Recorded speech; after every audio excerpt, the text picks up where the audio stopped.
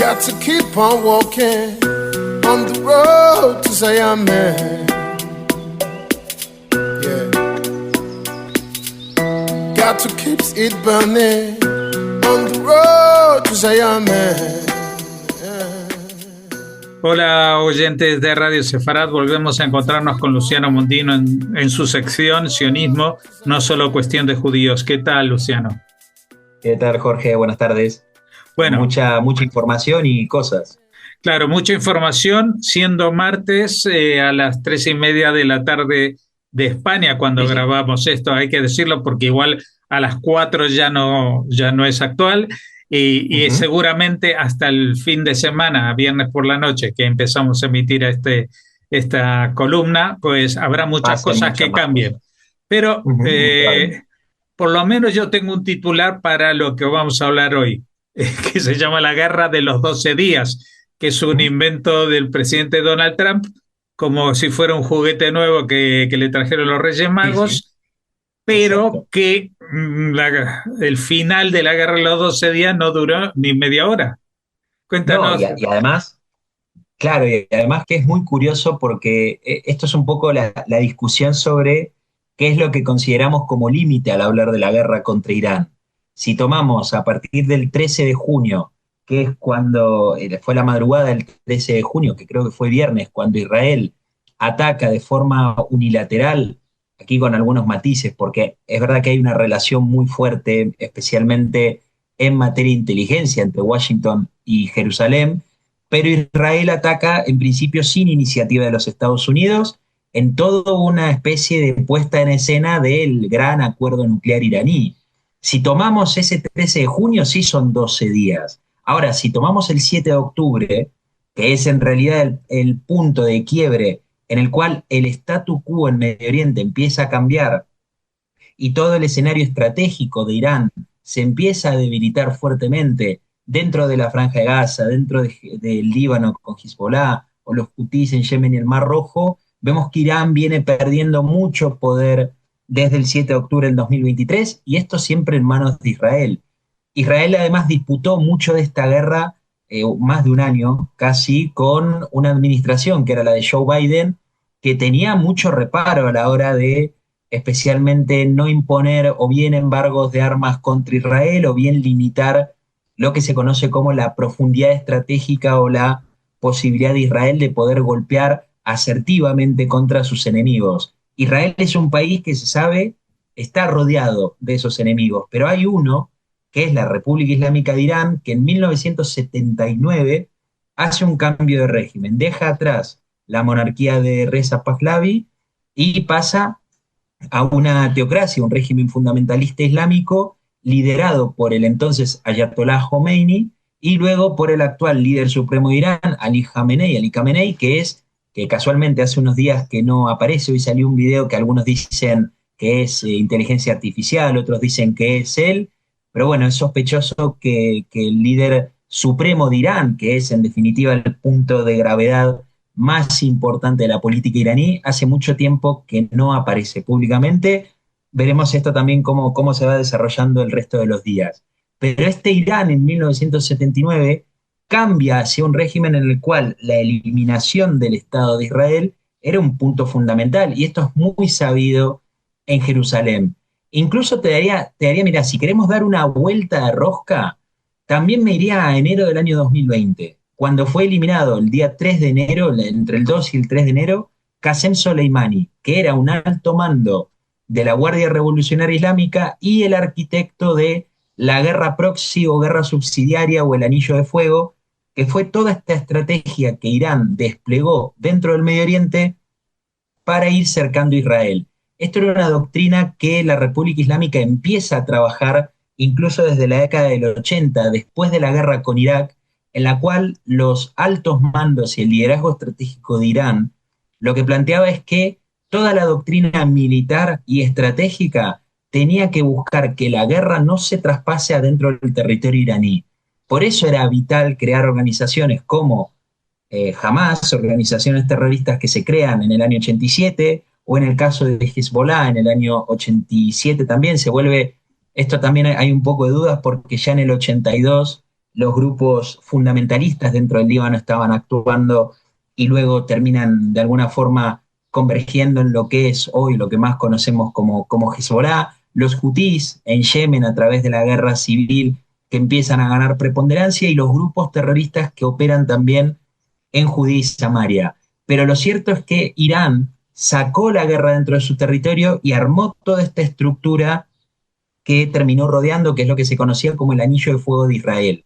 Esto hay que saber que esta estrategia de pinzas, de rodear a Israel, tenía un sentido, y es que si por cualquier cosa, o en este caso circunstancialmente el programa nuclear, Israel se atrevía a atacar a Irán, inmediatamente Hezbollah desde el Líbano, Hamas en la Franja de Gaza, los hutís en Yemen, como también los desprendimientos de Hezbollah, que son las milicias chiitas que estaban en Siria y en Irak, que ahora han perdido un poco de brillo, pero sí que existían y siguen todavía operando en estos territorios, atacarían de forma simultánea a Israel con el objetivo, por supuesto, de provocar el debilitamiento y la saturación de las líneas defensivas de Israel, y esto obviamente se hubiese traducido en una gran cantidad de muertos dentro del territorio israelí, porque se sabe que estos grupos impactan contra las poblaciones civiles. Irán, Hezbollah o Hamas buscan atacar, dañar y asesinar a la mayor cantidad posible de civiles. Toda esta estructura o esta idea o este esquema que Irán construyó durante mucho tiempo y para el cual invirtió obviamente muchísimo dinero y recurso, todo esto se empieza a desplomar el 7 de octubre del año 2023, cuando Hamas se adelanta, produce la masacre dentro del territorio israelí, y esto comienza con la guerra de espadas de hierro, que es la guerra que todavía sigue abierta en el sur y que se ha abierto en distintos frentes, y esto lo hemos estado hablando en distintos programas a lo largo de todo este tiempo. Pero lo cierto es que en 2 años, Israel, al atacar a Hamas, al atacar a Hezbollah, a los hutís en Yemen y también debilitar la posición de Irán y de Hezbollah, y que eso tenga una repercusión en Siria con la caída del régimen de Bashar al-Assad, lo que estamos viendo es que Israel también promovió la caída de todo ese cerco que lo rodeaba. Y ese fue quizás el primer paso hacia el debilitamiento o la pérdida de credibilidad estratégica que Irán está al día de hoy cosechando gran parte de lo que se fue sembrando durante estos 2 años. Irán perdió todas esas posibilidades de rodear a Israel y con eso atacar al Estado de Israel en caso de una guerra abierta. Perdió la posición dentro de la Franja de Gaza con un Hamas fuertemente diezmado, perdió a Hezbollah con el control que tenía en la zona principalmente sur del Líbano, pero esto se empieza a revertir con la formación del nuevo gobierno, las limitaciones que se ponen al grupo terrorista libanés y también la paliza que se han comido en términos militares con Israel desde mediados del 2024, cuando Jerusalén ingresa en el Líbano para terminar con Hassan Nasrallah y desplegar la operación Vipers, que fue muy conocida, pero todo esto fueron piezas que se le fueron cayendo del tablero a Irán, quedando un Irán mucho más desarticulado en toda esta estrategia que desde 1979 ha ido desplegando. ¿Qué es lo que tenemos hoy? El famoso programa nuclear. El programa nuclear no viene ni del 13 de junio ni de este fin de semana, cuando Estados Unidos decide atacar Fordow con las bombas GBU-57 y los bombarderos B-2. El programa nuclear de Irán viene desde hace mucho tiempo atrás. También nos tenemos que remontar a la década del 80, final de la guerra con el Irak de Saddam Hussein, final de una guerra que fue la primera gran guerra que enfrentan los ayatolá y que les dejan una sensación y una percepción propia de debilidad y vulnerabilidad tan fuerte que empiezan a girar hacia la posibilidad de incursionar sobre las armas nucleares. ¿Qué es lo que sintetiza? Y esto fue explicado por la vocería de las Fuerzas de Defensa de Israel en los últimos días. Es que el régimen islámico más peligroso del mundo no podía acceder a las armas nucleares, que son las armas más peligrosas y más letales del mundo. Por eso, cuando el régimen de la República Islámica de Irán comienza a acelerar su carrera nuclear allí por finales de los 90, principios de los años 2000, Israel empieza a actuar de forma inmediata. Insisto, no estamos hablando de una guerra que empezó hace 12 días. Podemos ir o a la eliminación que ha habido de los propios científicos hace pocos años atrás, incluso dentro de Teherán, o podemos ir también con las intervenciones de inteligencia que Israel, y aquí abro un paréntesis, sabemos que este tipo de operaciones nunca se adjudican ni se autoadjudican tampoco, sino que hay indicios que nos permiten por lo menos intuir, pero por parte de Israel nunca ha habido una declaración y una adjudicación propia de haberlo cometido, pero sí una intervención en inteligencia en las centrales nucleares a través de un malware que fue el Stuxnet en el año 2009-2010, que también coincide con el movimiento verde que se desarrolló dentro de Irán y que fue apuntado directamente a las centrales nucleares. Aquí hay que saber que para Israel lo que decodifica Jerusalén en esta guerra con Irán es una guerra de tipo existencial, en el cual Israel plantea que si Irán toma las armas nucleares, el día de mañana no hay Israel. En solo 24 horas Israel se termina. Es decir, hay 10 millones de personas que serían evaporadas antes de que Irán busque una expansión, en este caso, también por la vía nuclear y yendo seguramente a estados como los árabes sunitas, que son también enemigos de esta doctrina que tiene la República Islámica de Irán desde hace mucho tiempo. El punto se empieza a acelerar en la semana del 12 de junio, cuando ya muchos informes señalaban, incluido también el Organismo Internacional de Energía Atómica a través de su director, Rafael Grossi, que decía, Irán está muy próximo a la obtención entre 10 y 15 bombas nucleares. Ya tiene enriquecimiento de uranio en torno a un 60%, está muy cerca de enriquecer al 90%. Hay una política de ocultamiento por parte de Teherán. Irán no permite la inspección de las organizaciones internacionales. Irán está ahora en un proceso de ocultamiento y en un proceso de enriquecimiento de uranio clandestino porque su objetivo no es civil. Sabemos que los países utilizan energía nuclear para su desarrollo civil, pero en el caso de Irán no había forma de justificar un enriquecimiento de uranio ya del 60%, ni mucho menos en el corto plazo del 90%, si es que finalmente este objetivo se cumplía. Llegamos a esa semana en la cual había una intención, por lo menos pública, de los Estados Unidos de lograr un acuerdo nuclear con Irán. Volver a reeditar de alguna forma lo que es el acuerdo del 2015, el 5+1, el Consejo de Seguridad más Alemania con Irán, en el cual hubo muchas concesiones de la administración, en ese caso de Obama, hacia los ayatolá, liberando mucho del dinero que tenían congelados como activos en el extranjero, incluido también en los Estados Unidos, y principalmente quitando sanciones contra la República Islámica. ¿A cambio de qué? De que Irán no desarrollara el enriquecimiento de uranio. El gran problema que señaló en ese momento, no solo Israel, porque también esto es curioso, también lo señaló Turquía, Egipto y Arabia Saudita, es que mucho cuidado con focalizar el problema del programa nuclear solo a partir del enriquecimiento de uranio. Porque mientras Irán enriquece uranio, está construyendo una base, o si se quiere, un programa balístico que le está permitiendo la transportación de esas ojivas nucleares y que son misiles balísticos que terminaron luego golpeando en distintos objetivos, incluidos estos últimos 12 días en las zonas civiles de Israel. Se sabe que hay un consenso estimado que a día de hoy, al comienzo de esta guerra, Irán poseía en torno a 2.000 y 3.000 misiles balísticos.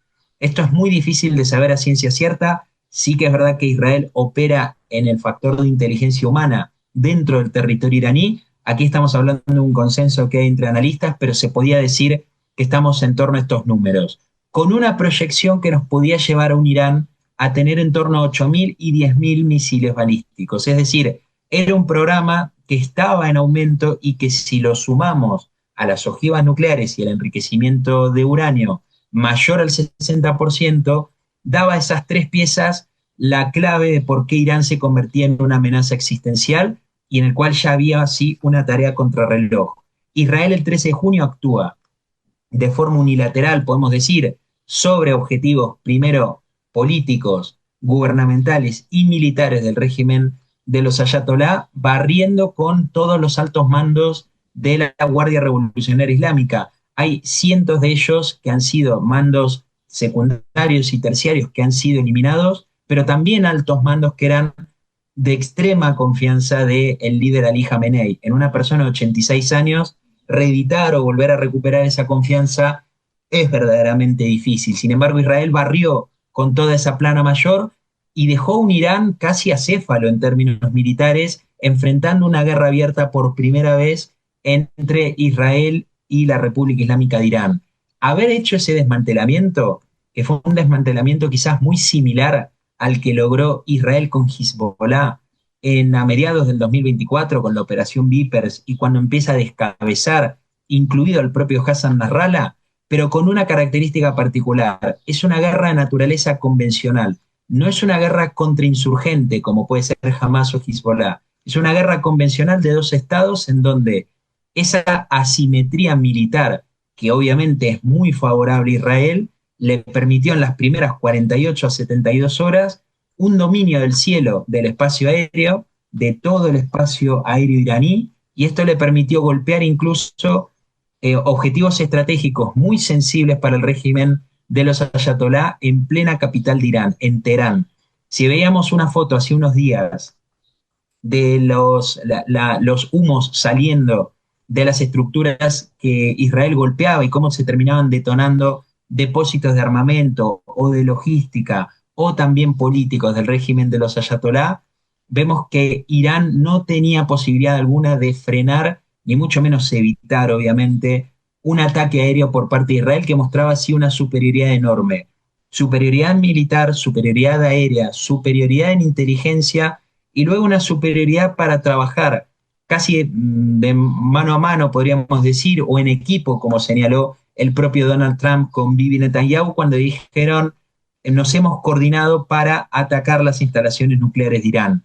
Todo esto da un salto este último fin de semana cuando Irán ataca la instalación nuclear de Fordow, en principio eliminando o neutralizando gran parte de su amenaza y terminando de barrer con lo que quedaba de Natanz e Isfahán. Esto obviamente deja el proceso a una desescalada. Ayer tuvimos la intervención de Irán, un ataque a la base Al-Udeid en Qatar. Esto en principio uno decía, bueno, está Irán atacando a un país sunita del Golfo, que es quien en realidad aloja la base militar de los Estados Unidos. Hubo también luego posibles ataques a bases militares norteamericanas en Irak, pero lo cierto es que aquí se detenía en las últimas horas cómo Estados Unidos iba a interpretar ese ataque de Irán. Si Estados Unidos lo interpretaba como un simbolismo y que ya quedaban mano a mano, el precio que pagaba Washington por haber arrasado con el programa nuclear iraní era relativamente bajo. No tuvo daños en las bases militares, especialmente porque hubo un anuncio anticipado por parte de Irán de que iba a atacar en este lugar y tampoco ha tenido bajas en vidas humanas de los cuerpos de soldados que están en estas bases militares. Eso sí que hubiese sido una línea roja y ahí no se hubiese llegado al caso de que Donald Trump decidiera ahí sí poder responder y con una contundencia mucho mayor.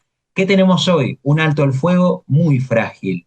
Un alto al fuego que se anuncia en las primeras horas de hoy, día 24 de junio, pero que en las casi primeros minutos, Irán lo ha violado en 2 ocasiones. Israel amenaza con contestar. Ha golpeado nuevamente en las últimas horas objetivos estratégicos de los ayatolá dentro del territorio iraní. Trump está insistiendo mucho en sostener este alto al fuego. No olvidemos que Trump se está proyectando de aquí a 3 o 4 años como candidato a Nobel de la Paz. Y esto a veces parece un detalle o una nimiedad, pero en realidad estamos hablando de toda una estructura que tiene Donald Trump que pudo separar a los grupos más aislacionistas que tiene el gobierno republicano de los Estados Unidos y fue hacia una intervención directa en lo que es el conflicto del Medio Oriente. Trump, la lectura y la cuenta que está sacando hoy es que si logra enfriar el programa nuclear iraní, por lo menos posponerlo a muchísimos años, posponer también o enfriar la guerra en Europa entre Rusia, Ucrania y la OTAN, poder de alguna forma congelar el conflicto indo-pakistaní y de alguna forma resolver los asuntos pendientes que quedan dentro de la Franja de Gaza, Trump se va a poner la corona del gran pacificador y eso es algo que lo está seduciendo mucho desde hace mucho tiempo y que coincide también con una personalidad muy particular como es la de la del propio Donald Trump. Bueno, titulamos esta columna La Guerra de los 12 días, no porque se haya acabado a los 12 días, sino porque es un titular que nos dio el propio Trump, ¿no? El propio Trump. Tratando de recuperar el espíritu de la guerra de los 6 días. De los Es decir, 6 días. es el doble, pero estamos hablando de alguna manera, situaciones similares. Porque si uno se remonta a 50, no, 60 años atrás, 60 años. Ve que las amenazas que hacían los ejércitos de Siria, Egipto y Jordania eran de aniquilación del Estado judío. Totalmente. Es decir, que no es que había un régimen, pero había una alianza de regímenes. Dos de ellos incluso formaban parte de una misma especie de república que se llamaba República Árabe Unida, que eran Egipto y Siria, aunque estuvieran a cientos de kilómetros de distancia uno de otro, pero se sentían todos partícipes del mismo objetivo.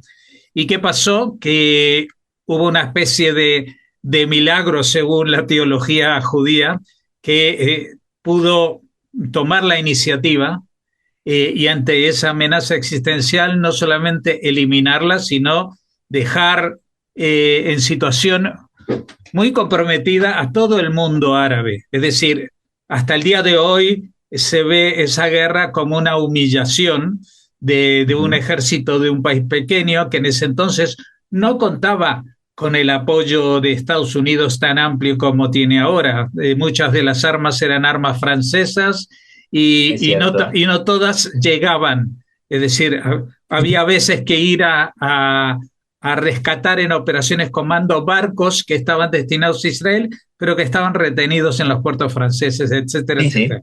Bueno, todo ese tinglado, de alguna manera, se repite en esta operación, una operación muy planificada que toma de sorpresa, esta vez sí con cierta colaboración de Estados Unidos, porque la verdad es que hubiera sido lo mismo si Trump hubiera accedido a prestarle solamente las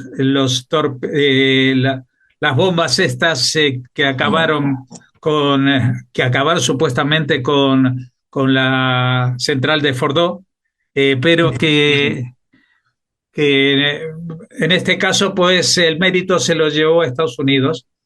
Y como decimos en resumen aquí, estamos grabando esto un martes, esto se va a emitir el viernes por la noche, 3 días. Que puede pasar de todo. 3 días en este contexto son como 3 siglos en los libros de historia actuales. Así que... Sí, y de hecho, mira Jorge, ahora que hacías la referencia a la Guerra de los 6 días, esa guerra fue en el año 67 y pocos años después, creo que ha sido finales de los 70, el Sadat, expresidente de Egipto, visita Jerusalén en una normalización y pacificación entre los dos países. Por eso no es quizás alocado pensar con mucha cautela que esto sea un proceso que se abre, quizás no tan parecido a la Guerra de los 6 días, pero sí pensar en lo que fue la Guerra del Golfo con el régimen de Saddam en Irak, un régimen que queda muy debilitado militarmente y pendiendo de un hilo políticamente. Hay que ver cuál es el chispazo que hace detonar a un régimen de los ayatolá que está muy aislado, y si el régimen que puede venir, si suplanta al régimen de Ali Khamenei, termina dentro de 10 o 15 años tendiendo la mano con Israel. Pues para eso tendremos que esperar a nuestra próxima comunicación dentro de 2 semanas. Esperemos que para entonces el panorama seguramente estará más claro en algún sentido y seguramente mucho más críptico en otros. Gracias por habernos atendido, Luciano, y hasta la próxima. Un abrazo grande.